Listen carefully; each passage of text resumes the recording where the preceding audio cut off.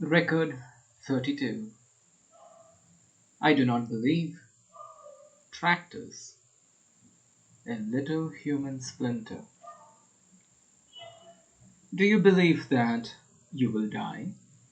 Oh, yes. Man is mortal. I am a man. Consequently, no, not that. I know that. You know it. But I ask, has it ever happened that you actually believed it? Believed definitely. Believed not with your reason, but with your body. That you actually felt that someday those fingers which now hold this page will become yellow, icy. No, of course, you cannot believe this. That is why you haven't jumped from the 10th floor to the pavement before now. That is why you eat, turn over these pages, shave, smile, write. This very thing, yes, exactly, this is alive in me today. I know that small black hand on the clock will slide down here toward midnight. Then it will again start to ascend, and it will cross some lost border, and the improbable tomorrow will have arrived. I know it, but somehow I do not believe it. Or perhaps I think that 24 hours are 24 years, so I am still able to act, to hurry, to answer questions, to climb the rope ladder to the integral. I am still able to feel how the integral shakes the surface of the water, and I still understand that I must grasp the railing, and I am still able to feel the cold glass in my hand. I see the transparent, living cranes bending their long necks, carefully feeding the integral with the terrible explosive food which the motors need. I still see below on the river the blue veins and knots of water swollen by the wind.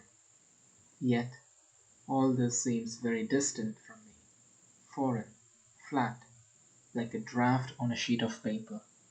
And it seems to me strange when the flat, draft-like face of the second builder suddenly asks, "Well, then, how much fuel for the motors shall we load on? If we count on three, or say three and a half hours." I see before me, over a draft, my hand with the counter and the logarithmic dial at the figure 15. 15 tons. But you'd better take, yes, better take 1,000. I say that because I know that tomorrow I noticed that my hands and the dial began to tremble. 1,000! What do you need such a lot for? That would last a week. No, more than a week. Well, nobody knows. I do know. The wind whistled. The air seemed to be stuffed to the limit with something invisible. I had difficulty in breathing, difficulty in walking, and with difficulty, slowly, but without stopping for a second, the hand of the accumulating tower was crawling at the end of the avenue. The peak of the tower reached into the very clouds, dull, blue, groaning in a subdued way, sucking electricity from the clouds. The tubes of the musical tower resounded, as always, four abreast, but the rows did not seem as firm as usual. They were swinging, bending more and more, perhaps because of the wind. There, they seemed to stumble upon something at the corner. They drew back and stopped, congealed, a close mass, a clot, breathing rapidly. At once all of them stretched their necks like geese. "Look! No, look! Look! There! Quick!" They? Are those they? Ah, never, never. I would rather put my head straight into the machine. Silence! Are you crazy? On the corner, the doors of the auditorium were ajar, and a white column of about 50 people. The word people is not the right one. These were heavy wheeled automatons, seemingly bound in iron and moved by an invisible mechanism. Not people, but sort of human like tractor. Over their heads, floating in the air, a white banner with a golden sun embroidered on it, and the rays of the sun. We are the first. We have already been operated upon. Follow us, all of you. Slowly, unhesitatingly, they moved through the crowd, and it was clear that if they had in their way a wall, a tree, a house, they would have moved on just as unhesitatingly through the wall, the tree, the house. In the middle of the avenue, they fused and stretched out into a chain, arm in arm, their faces turned toward us, and we, a human clot, tense, the hair prickling our heads, we waited. Our necks were stretched out goose fashion. Clouds, the wind whistled.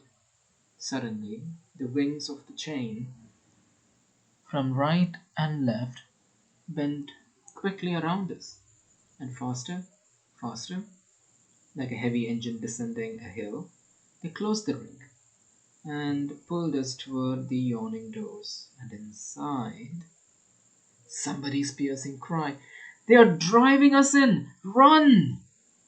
Everybody ran. Close to the wall, there was still an open, living gate of human beings. Everybody dashed through it, heads forward. Their heads became sharp wedges, and with their ribs, shoulders, hips, like a stream of water compressed in a fire hose, they spurted out in the form of a fan, and all round me, stamping feet, raised arms, eunuchs.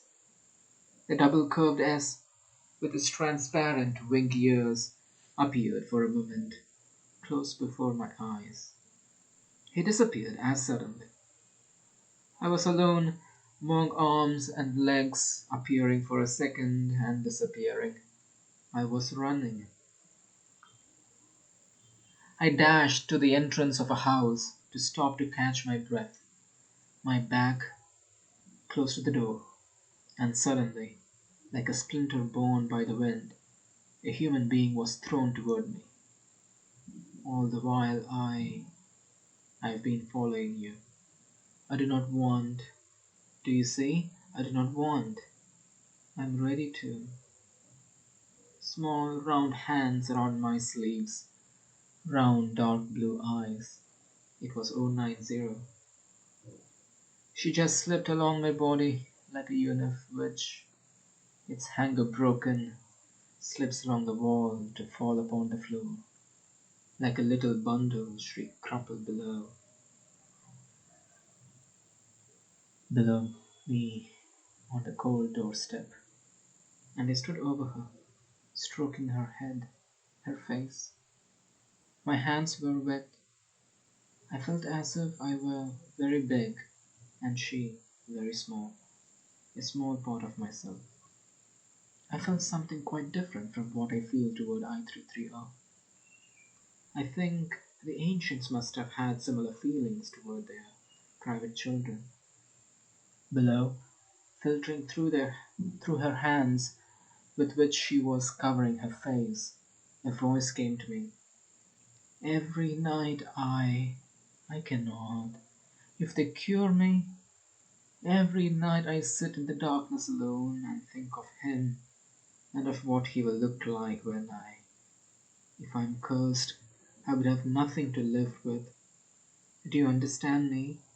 You must, you must. An absurd feeling, yet it was there. I really must. Absurd, because this duty of mine was nothing but another crime.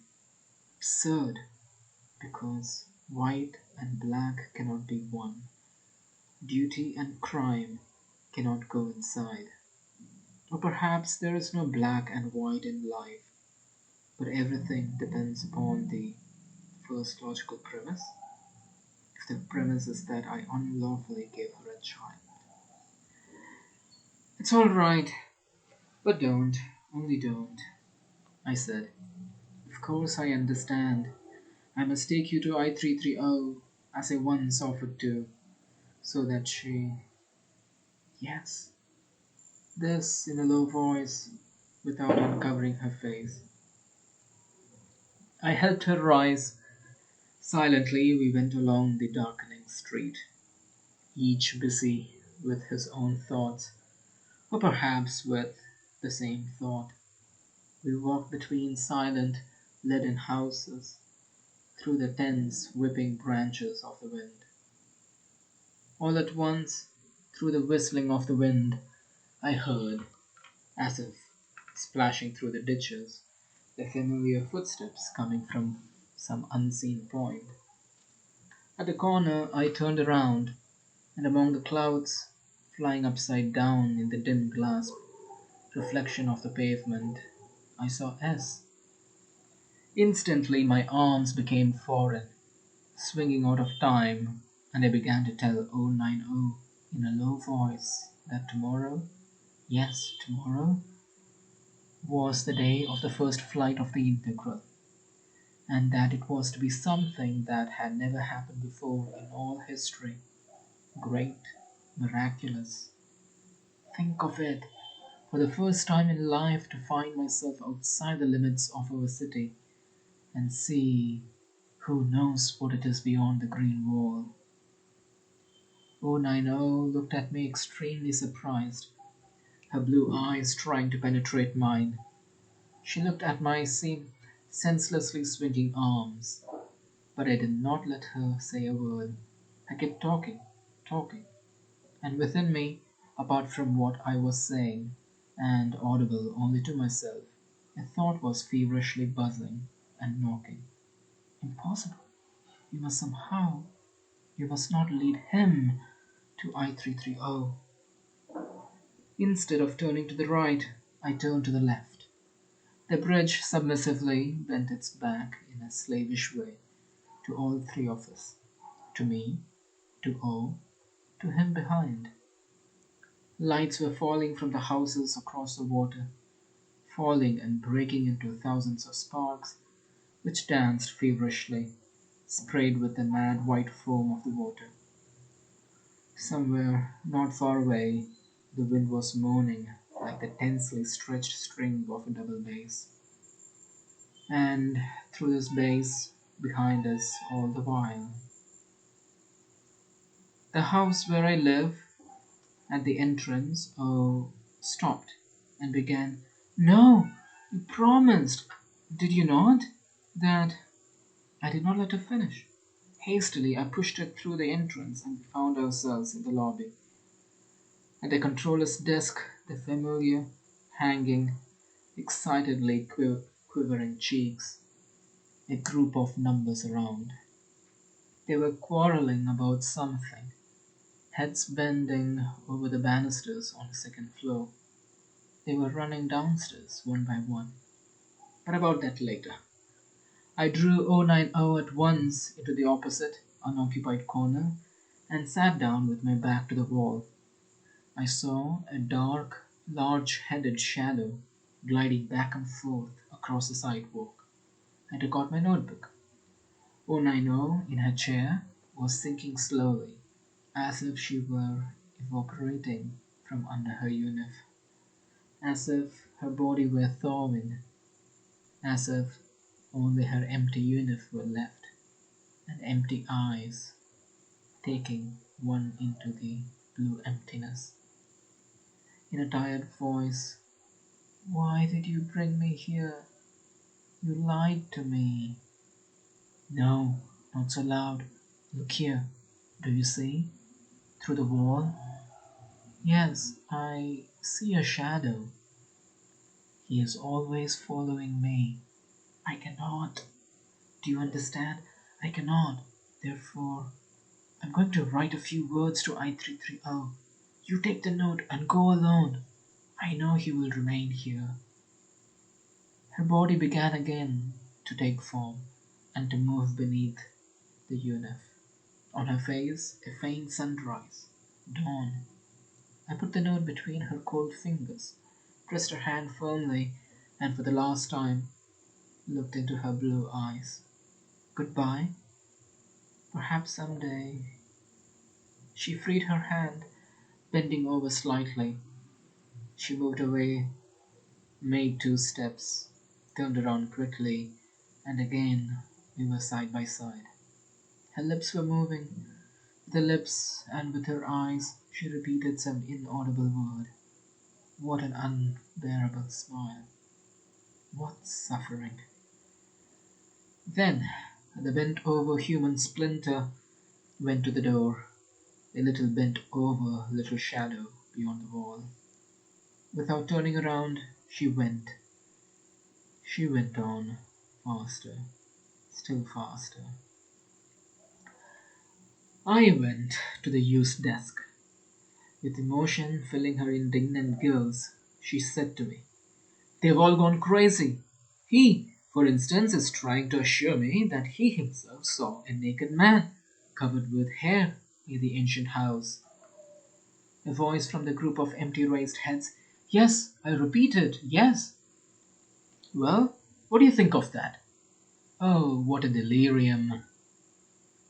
The word delirium came out of her mouth, so full of conviction, so unbending, that I asked myself, perhaps it really was nothing but delirium, all that has been going on around me lately. I glanced at my hairy hand and I remembered there are undoubtedly some drops of that blood of the sun and woods in you. This is why perhaps you. Nah, fortunately, it was not delirium.